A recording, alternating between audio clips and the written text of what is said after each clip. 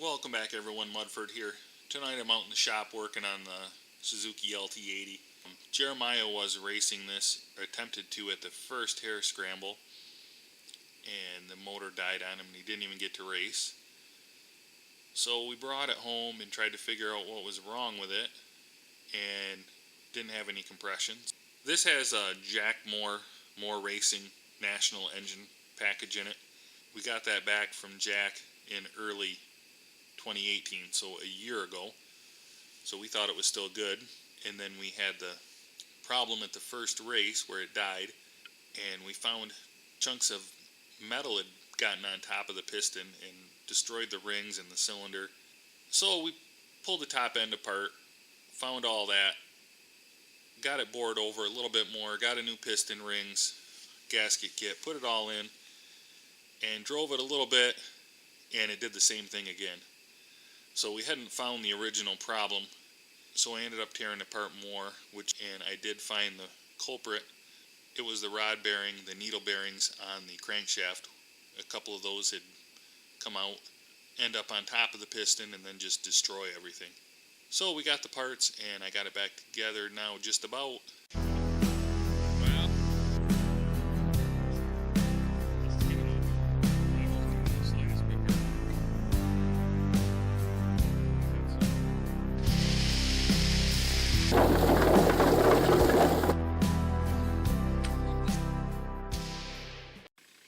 Starting the teardown process on the LT80, I've taken the gas tank, the rear fenders, and the front fenders off so you can see things a little better. There's some bolts around here on the plastic and a couple of screws on this side, and I've taken off the air hose from here down to there, and also the one from here to here. Those just pop right off fairly easily. And I've got the spark plug wire out of the way. So now I'm just going to lift this off.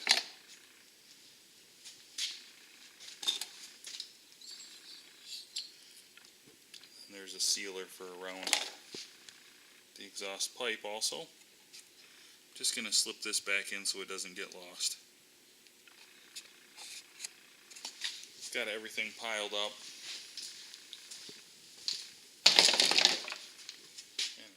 I went ahead and put most of the bolts right back where they were.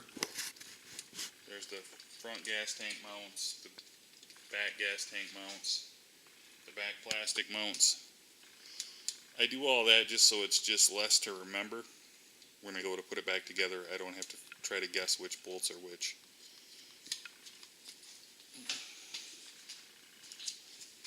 Now we need to get the coil out of the way and disconnect the exhaust, and then we can pull the head and the cylinder right off.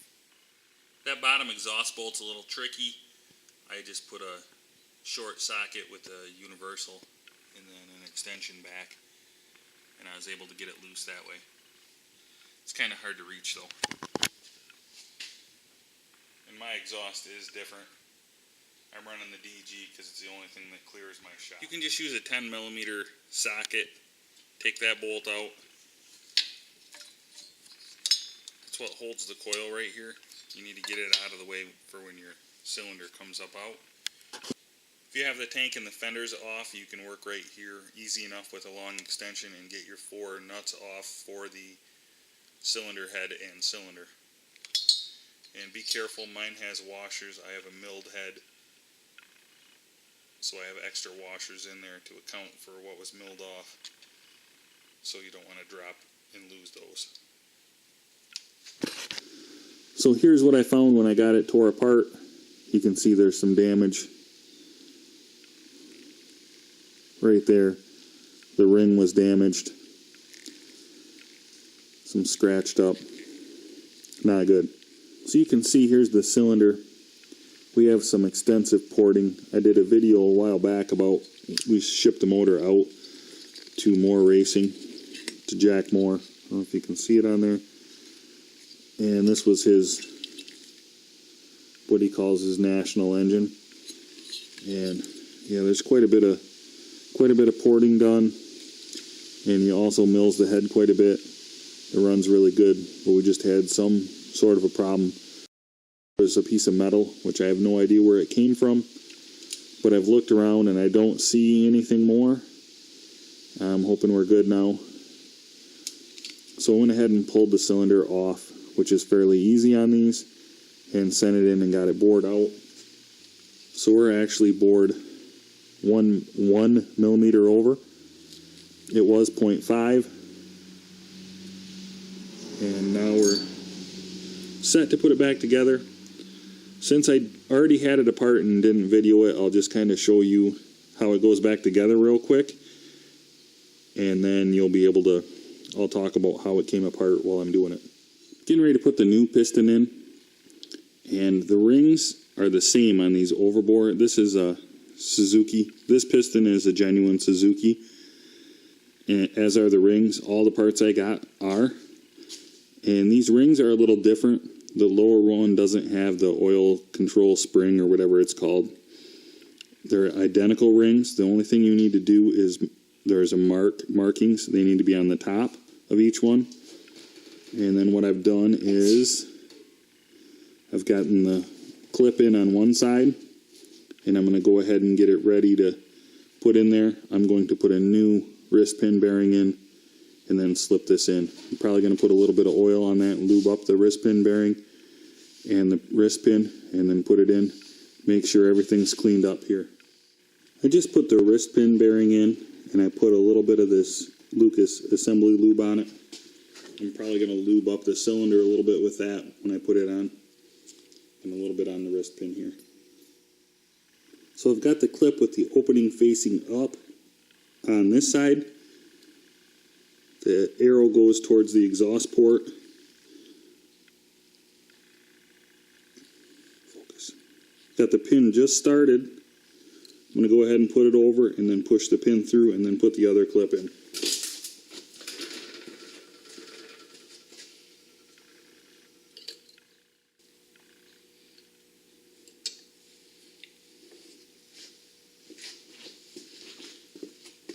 Now I'm going to put the clip in from the other side.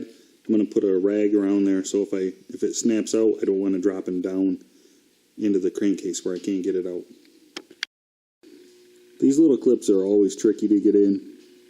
They should go in like this with the opening to the top. And that's what I'm going to try doing. I'm going to put the other side first, and the side with the relief on it I'm going to do last so that I can get this screwdriver in to help it.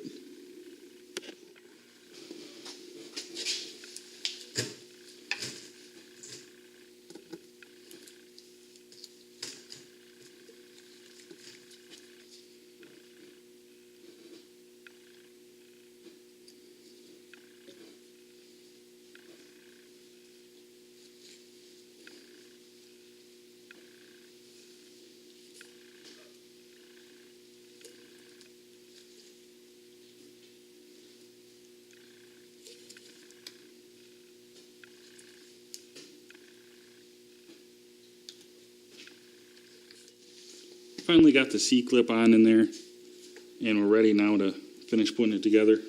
Next thing I'm going to do is put the base gasket on, and it goes like this. This side goes under the exhaust.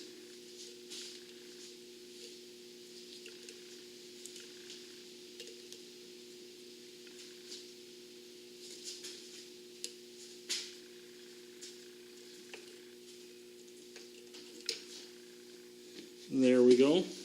I'm going to go ahead and get a little bit of assembly lube on the piston skirt and on the rings before I slip the cylinder on. And I also just put some assembly lube on my finger and just put a light coat inside the cylinder.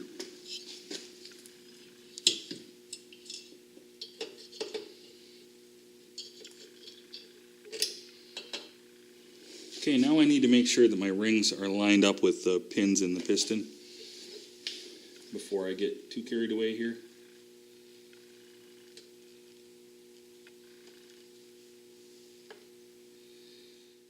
It looks pretty good. We're going to start lowering the cylinder down on here.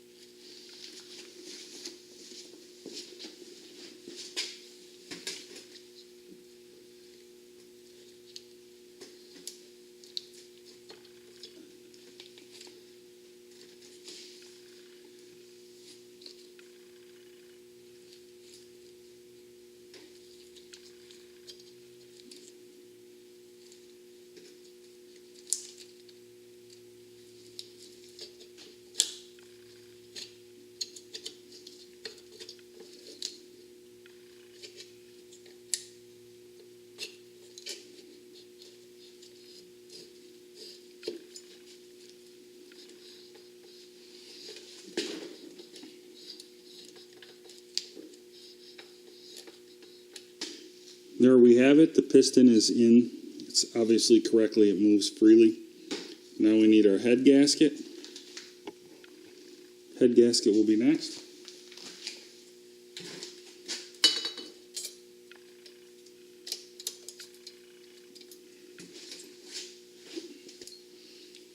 Then the head.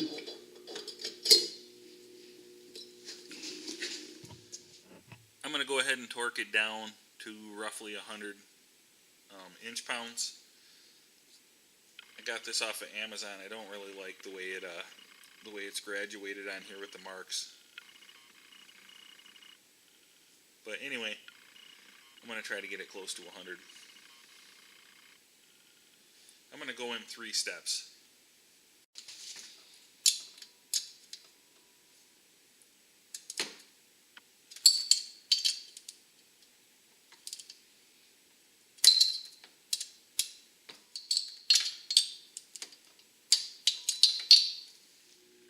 Just use the ratchet socket in the universal to get in there to tighten those up. That's the easiest way. Okay, we're using an iridium plug. I've had good luck with these. Haven't had them fall out on me. The one that fits is a BR8 HIX. I'm just going to go ahead and put the breather on where it sucks the air in for the fan for the air cool. I'm going to put a bunch of the plastic in the gas tank and everything on, and then I'll get back with you, and then we'll start it. Okay, got the gas tank on, the plastic on, ready to fire it up. I don't have the front fenders on, but we don't really need them. So I'm just going to turn the key on, switch on, hit the button, and see what happens.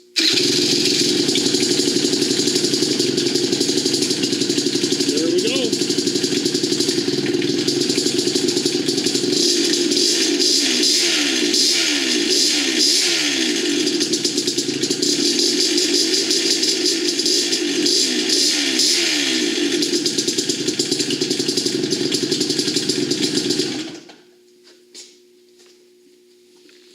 Okay, she fired right up.